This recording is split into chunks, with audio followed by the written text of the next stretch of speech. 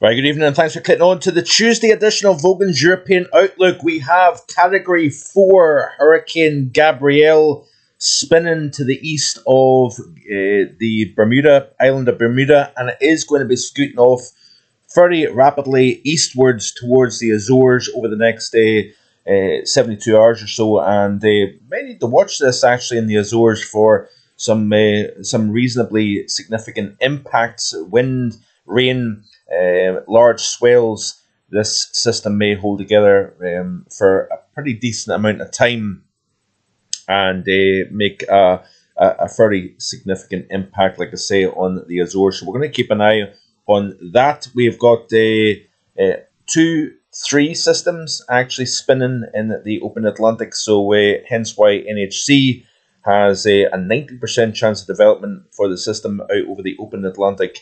The system that is close to the northern Leeward Islands here has a 60% chance. So if we go back to the GO16 imagery, you can see that system then moving towards the northern Leewards. We've got a feature, a nice little spin actually, north of Hispaniola.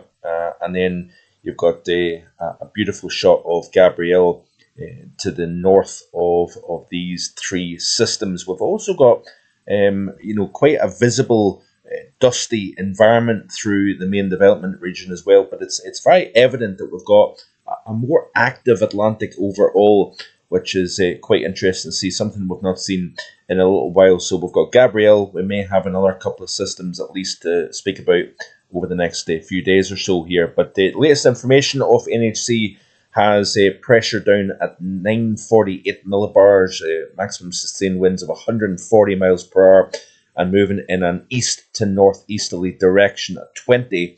And obviously in yesterday's video, it was heading in a northerly direction, so it's already made that eastward turn as expected. And you can see here that this system is actually supposed to hold together as a hurricane as it moves to the north side of the Azores archipelago here. So this is quite an interesting situation evolving here. Obviously, folks down here will need to keep a very close eye on this system as we go through the next couple of days. So it's expected to make impact by later Thursday over this part of the world, and then head in the general direction of Iberia and kind of Biscay region.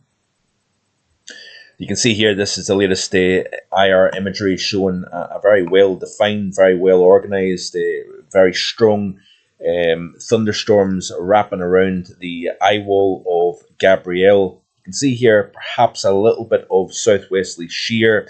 That would be, pretty obvious given the fact that it's, been turning north and then very quickly heading in an almost due east direction, and the reasons for that is it's picking up on the upper level westerlies, and that is going to very rapidly force it towards the Azores here. And that kind of quick movement may mean that it holds together longer as a tropical system compared to what it otherwise would have if it was a slower push eastwards across somewhat cooler waters.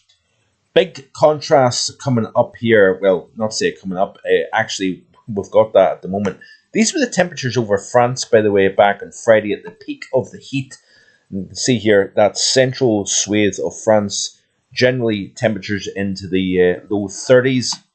And this was the anomaly back on Friday here. You can see here the core of the heat, generally, as much as 12 Celsius above average. These, by the way, are the current temperatures across France, and we are barely making it into double figures. So going from low 30s to barely above 10 Celsius, 12 above to 12 below average within the space of 4 days or so. And the reasons for this core of chill anywhere in Western Europe actually at the moment here is due to a weather system, this cut-off feature that developed as the trough swept across the UK and Ireland, bringing upwards of double the September average rainfall to parts of central UK. That system then became cut off as high pressure built over the top And you can see here current temperatures across Europe. The core of cool is essentially over central France at the moment here, but even across southern Iberia, we're only talking about upper 20s as opposed to upper 30s and 40s that was seen back at the end of last week. Northern portions of Spain, generally 13 to about 18 Celsius, so a very significant drop across the north of Iberia, and even down across the south, we're talking about quite a substantial drop as well. Cooler conditions now really starting to show its hand across much of Scandinavia, away from the far south, where we're clinging on to 15, 16 Celsius in Denmark and southern portions of Sweden. But further north, you can see the chill in the air, and temperatures this morning dropped quite widely over the Scandinavian peninsula down below the freezing mark. I think we had some local -6s and -7s across the southern interior of Norway, for example, here. Not as chilly across the UK last night due to cloud cover, and that kept the temperatures up. You can see here quite a mild 6 to 8 Celsius across the north. Where we had a little bit of clearer skies, we did have some frost develop, even down across south central portions of England, -0.7 at Benson and Oxfordshire, for example. Central portions of the Republic of Ireland as well, seeing temperatures down close to the freezing mark, if not locally slightly below, but not quite as cold as last night. What we may find is a colder night to come tonight, perhaps the next couple of nights, as we have somewhat clearer skies and those lighter winds allowing the radiational cooling. We are seeing the temperatures coming up, incidentally, with more in the way of sunshine. A little bit of cloud cover here, so it's but where you've got the sunshine and lighter winds, we are seeing the temperatures respond still, despite the fact that we're now past the equinox. The sun has now went back south of the equator, and equal day and night is essentially what the equinox means, if I'm right in saying that. We've got equal day and night, and eventually what's happening is the nights are becoming longer than the daytime temperatures. So you can see here again that the rapid drop in temperature here as high pressure built in. We've seen low pressure move east, high pressure building in. We've seen a period of northerly winds driving in some colder air. Then the high has essentially just kind of built over the top of the UK and Ireland, but it really is quite a shock to the system, especially across Iberia, France, Low Countries into central areas of Europe.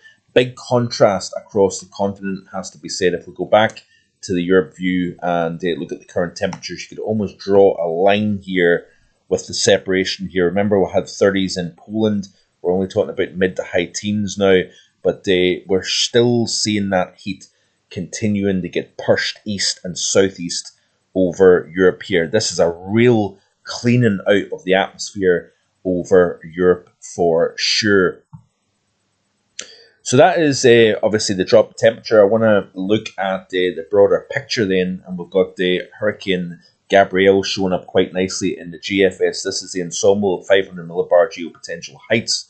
So you can see here the influence on the atmosphere in the upper levels of the troposphere. When you've got a major hurricane, the system essentially basically takes up the entire tropospheric layer, the lowest layer of the atmosphere, and the influence this will have on the atmosphere downstream is going to be quite important. We've got this ridge trough ridge setup here at the moment, and it looks as if higher pressure. Yes, if we look at the European view, let's have a quick look at let's look at the ensemble and look at this is essentially the setup that we've got at the moment here. Very chilly, 12 below at the core across the west, 12 above at the core in the east. In fact, we're actually talking about 16 above normal in parts of Russia, for example. But if we look at the upper level heights and we'll look at the upcoming 5-day period, you can see here this is the cutoff low. High pressure dominating much of the UK, Ireland, but particularly up across Scandinavia. We're going to see chilly overnight temperatures as a consequence of this high centered overhead. There's the cutoff feature that is bringing such a chilly day across Central Europe and particularly central France. But it's this orientation that is going to remain in place. If you look at the 6 to 10 day, we still have high pressure centered to the north, weaker heights down underneath. That means we've got more unsettled conditions here. And then even out to the 11 to 15 day, we still have high pressure according to the GFS dominating, which takes us out to the 8th of October. If we go back to the chart here, you can see here as we play forward that Gabrielle hooks up with the trough over the North Atlantic, then continues the track through the Azores here. But what's happening is, as this trough then sweeps eastwards here, it's not going to replace the ridge with the trough. It's actually just going to boost the heights across the north of the UK. And you notice here this high just continues to replenish itself, so to speak, in the upper levels of the atmosphere all the way out to the end of week 1 of October here. So it looks as if higher pressure, granted it's going to there's going to be a cutoff feature lingering underneath it. We are going to see this kind of continuation of high pressure centered to the north. It's not a fully blocked pattern, but it does look as if there is a kind of regeneration of this high trying to reform according to the models here. And this tropical system, we've obviously got 2 other systems that we need to keep an eye on, but we've got this tropical system that may try to help boost the high over the UK and Ireland rather than break it down and replace it with lower pressure. So, yep, we certainly have got a lot of interesting things going on at the moment here. If we look at the global model of the GFS, I want to have a look at the movement of the system, that is Gabrielle, but also I want to look at the other 2 systems here. So this is Gabrielle here over the open central North Atlantic. You can see here that we have got an area of low pressure that gets forced up towards Iceland due to the presence of high pressure over the UK and Ireland.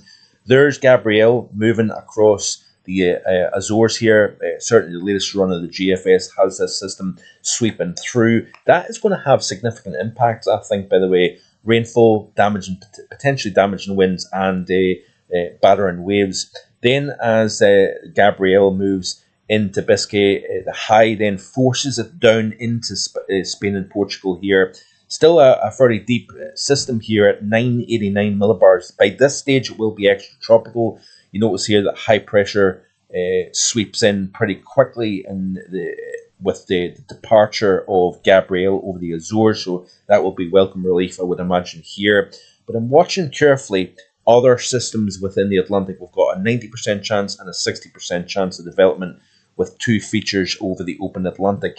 But you see here, similar track to Gabrielle, with the Azores high being the dominant of the Bermuda Azores high semi-permanent system here. It looks as if we've got a less strong heights over the Western Atlantic. So therefore, the system would probably try to take a track of a similar nature to Gabrielle and then, try to drift northwards. It looks as if it becomes stuck a little bit over the open subtropical Atlantic. But eventually what is going to happen is we are going to see that breakdown in the ridge, and I think we are going to start to see much more westerly regime returning again. But it may take all the way to the end of week 1 of October before that happens. By this stage, Monday the 6th, long way out. See here, one system over the northeast Gulf, the other system here south of Bermuda here. We've got another little feature here, if you notice, just on the southwest flank of the high. So certainly plenty of things going on. We've obviously got plenty of activity over the west portion of the Pacific. I will try to do a tropical outlook tomorrow, given the fact that we've got quite a lot of things going on at the moment here. So hopefully stay tuned for that. Let's have a quick look then at the temperature. Let's in fact look at the precip anomalies first. So upcoming 7 days, no surprise, drier than average. Continue to play through, and you notice here that we have a pretty pronounced dry signal taking us all the way out to the 9th of October here. So essentially the September outlook that I released back at the very end of August is having merit. An unsettled, very wet first half of September and a drier, more high-pressure dominated second half of September. That definitely appears to be coming true. Yes, the high may have came a little bit later than expected.